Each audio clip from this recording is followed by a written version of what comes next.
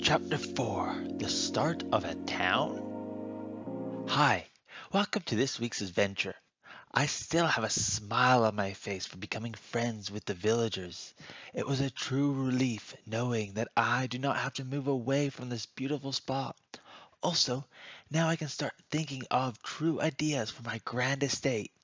But before that happens, the village needs to grow richer so that I have the necessary resources to build my grand home. That's enough sitting around. It is time to get to work. I did not have enough time last week to jump into the nether and get what's needed to cure the friend of the chief farmer. Instead, I finished off last week doing chores. The start of this week was similar, but only for a small amount of time. Without further ado, I headed off into the nether. My goal is to get to another fortress. I will start off with heading north. The reason for needing another fortress is because I need blaze rods to start brewing up potions.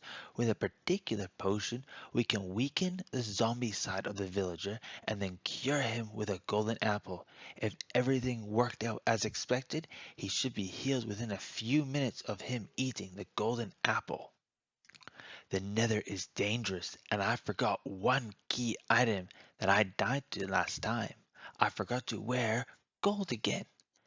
But I did not let that hinder me. I continued on my adventure, running past all the problems that presented themselves to me until I came to a dead end. Then I dug a tunnel, and somewhere along the way I found some gold that I could mine, and with that I suited up. At one point I bartered with the pigmen, hoping for some fire-resist potions. With the gold that I mined earlier, nothing great came out of it unfortunately. In the same area though, there was something very interesting. It looked like an abandoned and destroyed portal out of the nether. I didn't fix it up. The only interesting that it presented was a gold block, which I separated into ingots and bartered them as well. However, I still did not get the fire resist potion. I continued traveling, and now I have traveled a few thousand blocks to the north. These ledges are getting quite dangerous. Thankfully, I have not fallen yet.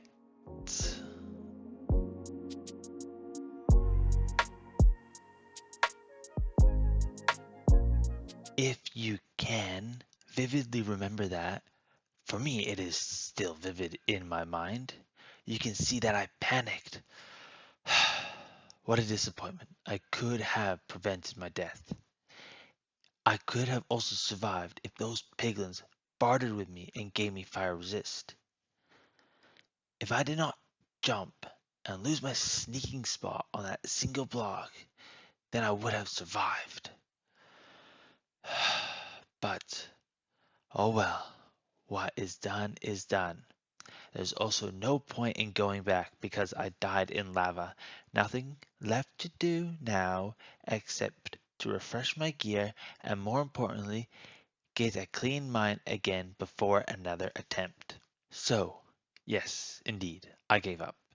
But if I feel well enough later, I will try again. Thankfully, all I need to do is have a conversation with the librarian and blacksmith for enchantments and diamond gear. Also, I do have that Silk Touch pickaxe. That will become my chief tool of choice for now. Off I went and had those conversations, nothing of great note, just some simple trades with the Fletchers, librarian, and blacksmith. Wait! Yelled Greg as I was leaving after getting my gear. I turned around, curious what he wanted, but also not keen for conversation. Yep, I said back. Greg went on, I notice that you do a lot of buying and selling of goods. I'm curious if there's potential to broaden the village and make a few more jobs.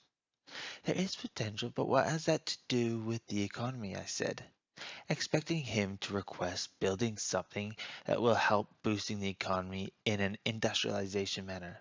I'm not going to tell him that I suspect that and that I want to do the same. I'm first going to figure out what he wants so that if he is offering a bonus, then I can get extra benefits out of it. Greg said, well, the Fletcher is buying a lot of sticks off of you and he sells them to the wandering traders as arrows and boosts the economy of the village. If you can, Can you make an automatic stick factory? That can help the village. You will still get the same profit, but it will overall boost the economy.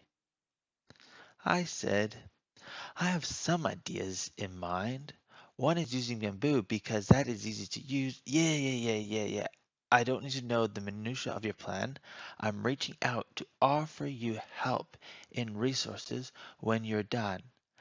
I have a few candidates for the employment position, Greg said.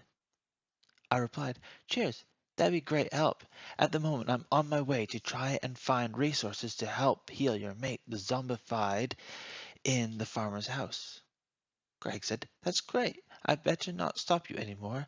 Then, and come to get stuff from me when you're ready. After all, I need to help that poor zombie out.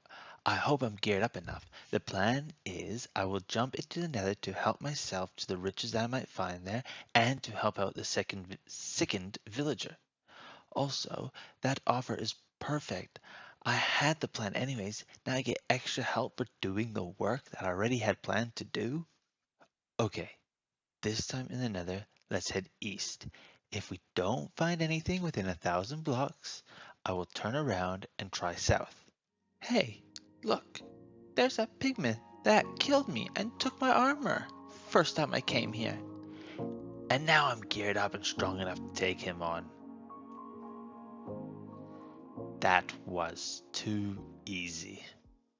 Look, I've only traveled a total of 300 blocks, and only like 150 blocks from where I killed the piglin for my gear. This is so much closer than the way I traveled up north. Time to loot it. So I wandered through the fortress and looted every chest that I saw. At the crossroads of the fortress and other spots that I may get attacked, I put blocks across, because the undead survivors of the fortress are vicious when they attack, and they give a lingering damage effect called withering. Their weakness is that they are taller than me. I can fit under two tall areas and they can't, so I put these blocks where they cannot cross as safeguards for myself. The other item that I need besides the loot is blaze rods. That is a missing ingredient for Neville to make the brew to heal the zombified villagers. A few of those guys are around, but I'm looking for a spawner of them, and ideally two next to each other, so that in the future I can make a double blaze farm to get a good fuel source for smelting. This is what I'm talking about. Here is one and there is the other. They are spaced out a bit far away. I will need to measure them in the future to see if they can both be active at the same time. Well, that was a successful haul out of the nether. Now time to relax and plan the future project for the villagers. When I was talking to Greg the blacksmith, I started to mention the plan to use bamboo, and that is for two reasons. Number one is that they can be automatically crafted into sticks, and the other reason is it makes the farm easy to automate. The bamboo auto grows and can be harvested by a piston 1 block above their roots. That way, they can keep auto growing and auto harvesting. Another plant like that is reeds, so I will add reeds to the list of plants that I will throw into the farm as well. With the reeds, I hope to boost Evan's job and hopefully maybe he will take on an apprentice. Also, I can add more blocks to the library for him to peruse. If he does say something to me about an apprentice, I will mention to him that if he can, a librarian that sells unbreaking books would be of great value to the village, because then I can make better gear to help protect the village and build it up better. There are a few items that I need for this project, particularly craftable items, and I do not have all the necessary resources for those items. Chief items that I need is pistons and observers. The main ingredients for those is cobblestone and redstone. Also, I don't have enough iron for the piston arms. To start off with getting preparations, I will go into the mine and do a whole lot of strip mining. This got me the resources needed. Then after a whole lot of crafting, a whole ton of pistons and observers, I started to do the prototyping of the farm. There is a design that I like to do in a diagonal. It allows one observer per two pistons. What will happen is the piston will push the stalks off and then water will funnel it to the center, and that is where the collection house is. However, there is a lot of loss because the piston doesn't always push it far enough. That is why I'm here trying to figure out if there's a new design that I can do. However, after a few trials, I figured out that since it's automatic, there's not much need to be super efficient. I thus concluded that my original design is good enough. Additionally, if I want, I can change it to be two pistons with a single detector at each side, but that's something that I can do in the future. Then came the layout of the farm. This is the area that I decided to put it in. In this area, there is a nice flattish area that I can build on. Also, the build is not too big compared to the other builds that I have in mind. So placing it on the hilltop will go well with the future when I build some taller farms behind it. Then those will not stand out so pointedly. Also, it is close enough to the village for the villagers to travel for work each day.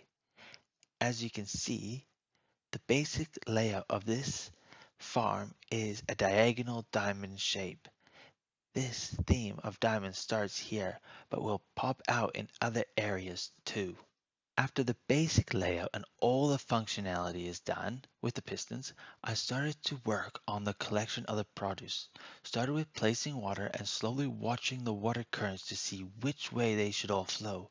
Once I got the general idea, I went and copied it for each side. My idea is to then run a pipe in the middle of the farm to collect the goods. Those goods will then be transported in pipes to either side of the entrance and stored in chests for easy collection for whenever I need them. After running a few tests, I realized that the products are getting stuck before they can be lifted up. I deduced that they don't have enough speed, so I need some ice to speed up the flow of the produce. However, I had not enough ice to my name. That is why I decided to hop on this little adventure. I need the ice, and the only place that I knew that was cold enough was the frozen forest to the north where I came from. So that is the direction that I'm heading. After entering the frozen forest, not too far from the border, I saw the frozen river. There's also a village there near the frozen river. Before I harvest the ice for myself, I better check to see if it's alright to harvest the ice around the village. Hello, villager. I'm Leaftails, I said. Hi, Leaf. What can I do for you? He responded. I said, well, I'm in need of ice for a project. If it's not too much trouble, can I harvest the ice in the river? You want the ice? He said. Yeah, I would like the ice if it's not too much trouble. I can travel somewhere else, I said. No, he said. I think you misunderstand me, he continued. I'm a bit confused, I said. Okay, let me start from scratch, he said, and continued. I'm surprised that you're asking for ice. We have too much here.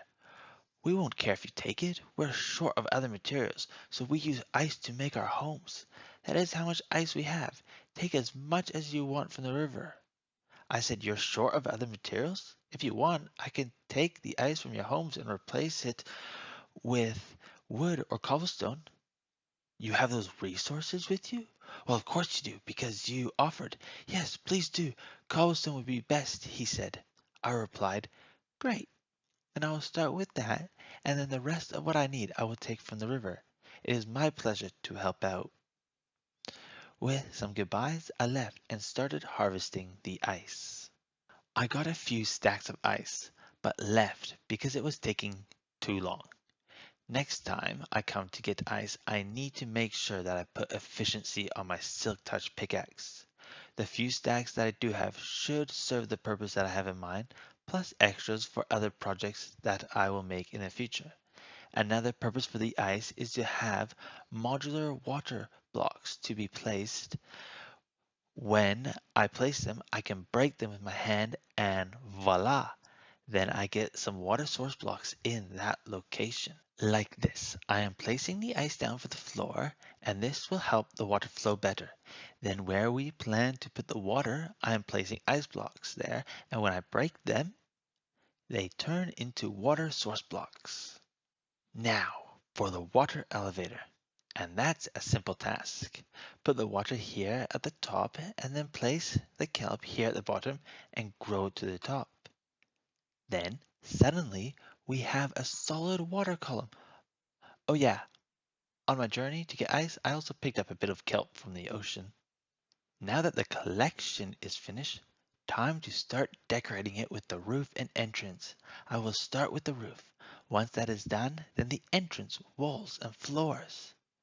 I will start with this plan, but I won't have enough time this week to finish it off.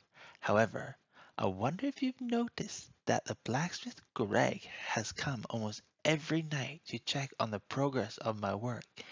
He seems quite excited about the project. That is it for this week. The rest of the project will finish off first thing next week, and let's hope that it all turns out good. That is the plan for the start of next week. But this week was heaps of fun, and some small items of note that I did throughout the week was a ton of trading I did with the masons, hoping for that terracotta to finish off the farmer's house. Another thing is I bought feather falling 4 off the librarian and applied them to my boots. Also, the farmer is now selling golden carrots to me, and that has been my main source of food for this week and will probably be my main source of food for a long time. That is it for this week, and I look forward to seeing you next week. So goodbye for now.